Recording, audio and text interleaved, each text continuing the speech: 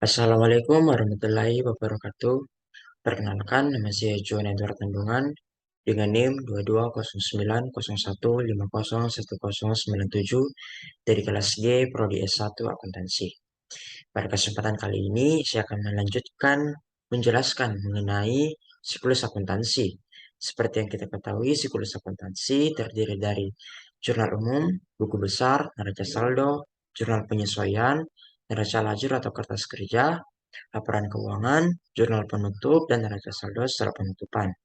Namun sebelumnya kita sudah membahas mengenai jurnal umum, buku besar maupun jurnal penyesuaian. Jadi di sini saya akan melanjutkan menjelaskan mengenai neraca lajur atau kertas kerja, laporan keuangan, jurnal penutup, dan neraca saldo setelah penutupan. Baik, langsung saja.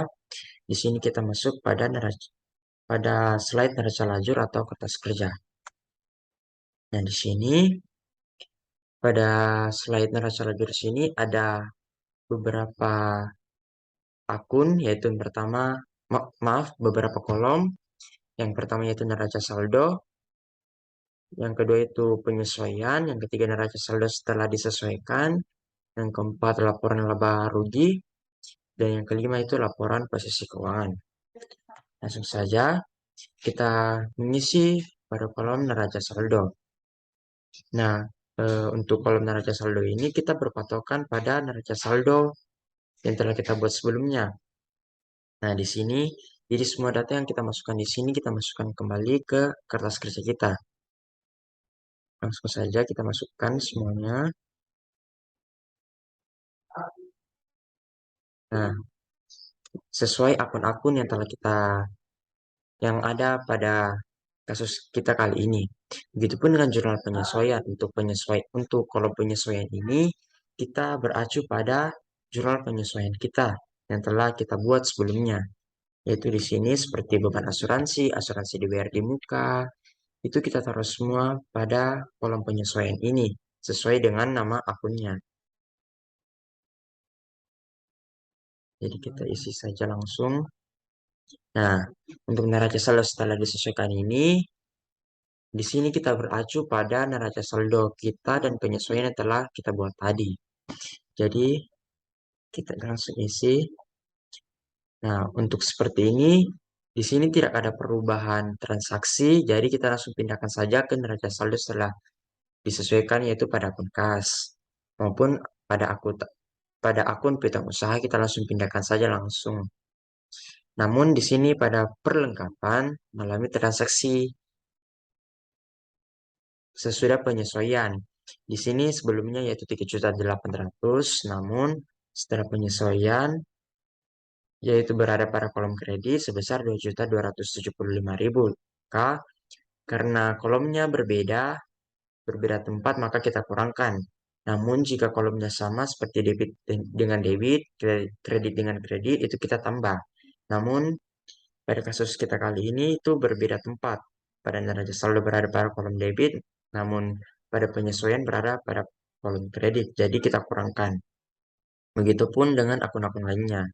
Sehingga kita mendapatkan nominal angka yang tertera pada slide. Dan yang keempat itu laporan laba rugi. Laporan laba rugi ini diisi dengan akun-akun nominal.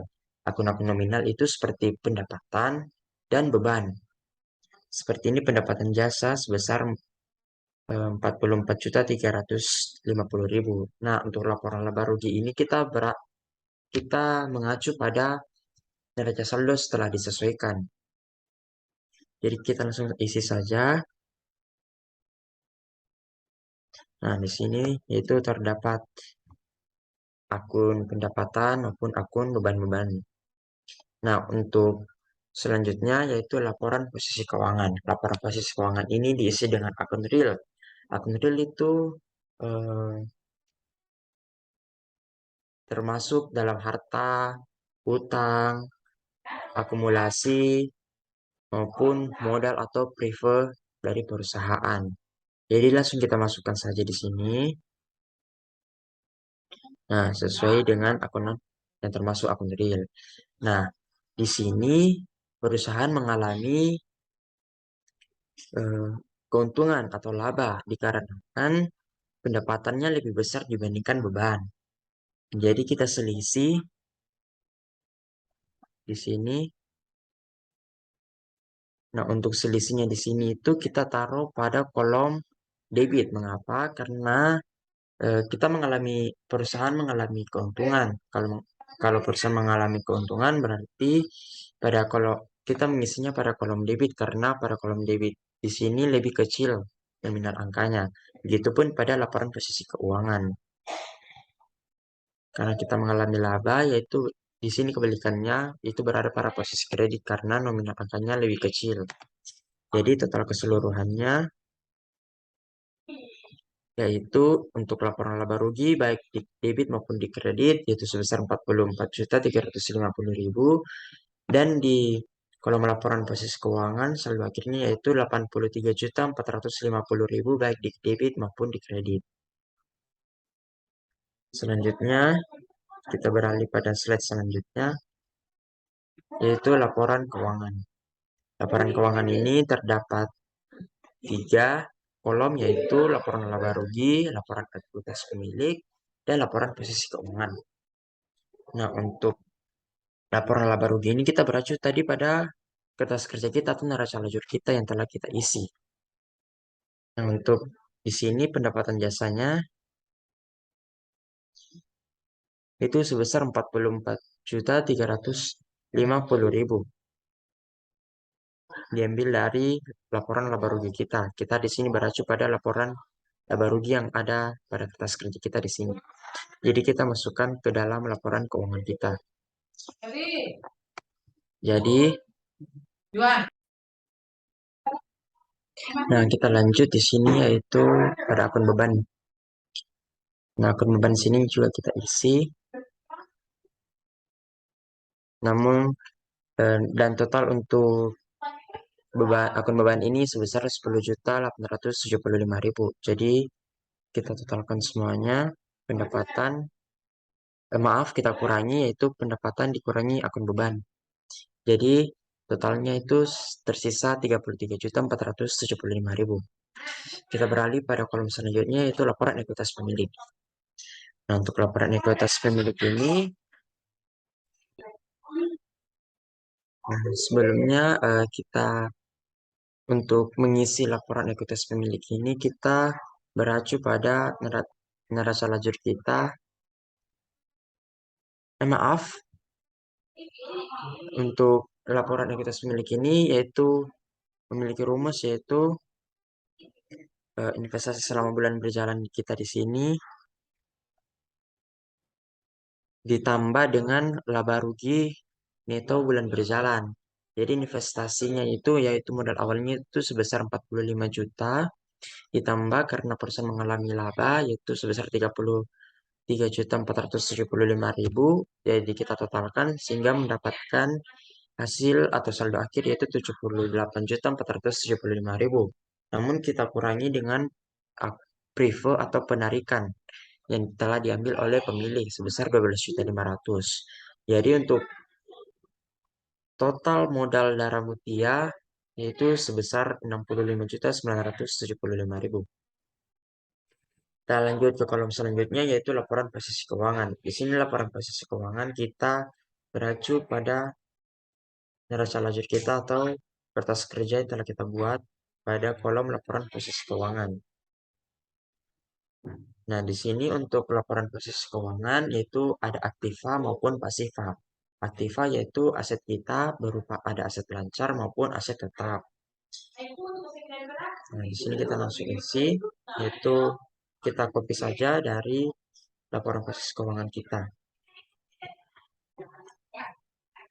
Nah, di sini untuk pasifanya sendiri yaitu ada dua yaitu liabilitas dan ekuitas pemilik. Untuk liabilitas itu ada utang-utang dan juga di sini pendapatan diterima di muka. Langsung saja kita copy. Nah, untuk ekuitas pemilik di sini yaitu ada modal. Di sini kita tambah untuk liabilitas dan ekuitas pemiliknya sehingga total dari aset maupun liabilitas dan ekuitas pemilik itu sebesar 70.200.000. Nah, selanjutnya kita ke jurnal penutup. Nah, jurnal penutup ini yaitu akun-akun nominal yang akan kita tutup seperti pendapatan maupun akun beban. Nah, di sini juga kita isi karena pendapatan itu selalu normalnya berada pada kredit. Di sini kita isi pada debit karena kita mau menolkan kembali saldo akun nominal kita. Begitupun dengan akun beban. Akun beban itu saldo normalnya itu berada pada debit. Jadi kita di sini taruh pada kredit karena kita mau kurangkan menjadi nol. Jadi untuk semuanya itu kita isi saja langsung.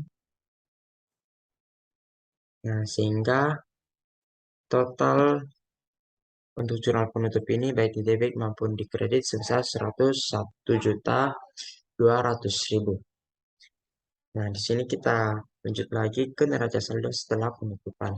Neraca saldo setelah penutupan di sini yaitu mengenai akun-akun real karena di sini sudah tidak termasuk akun-akun nominal karena akun-akun nominal itu sudah ditutup tadi pada jurnal penutup. Namun sebelumnya untuk jurnal penutup ini ketika kita sudah isi kita taruh pada buku besar. Contohnya di sini pendapatan jasa pada kolom debit sebesar 44.350.000. Nah, kita pindah pada slide buku besar, kita cari akun pendapatan jasa di sini. Nah, di sini kita taruh keterangannya itu penutup, referensi posnya itu jurnal penutup. Nah, di sini kita taruh pada kolom debit sebesar 44.350.000. Jadi, di saldo akhirnya itu tersisa 0. Begitupun dengan akun-akun yang ada, semua akun-akun yang ada pada jurnal penutup tadi kita masukkan ke buku besar ini. Sehingga untuk akun-akun nominal itu kembali menjadi kosong atau 0. Karena kita ingin menutupnya. Nah, untuk neraca saldo setelah penutupan ini kita langsung masukkan saja.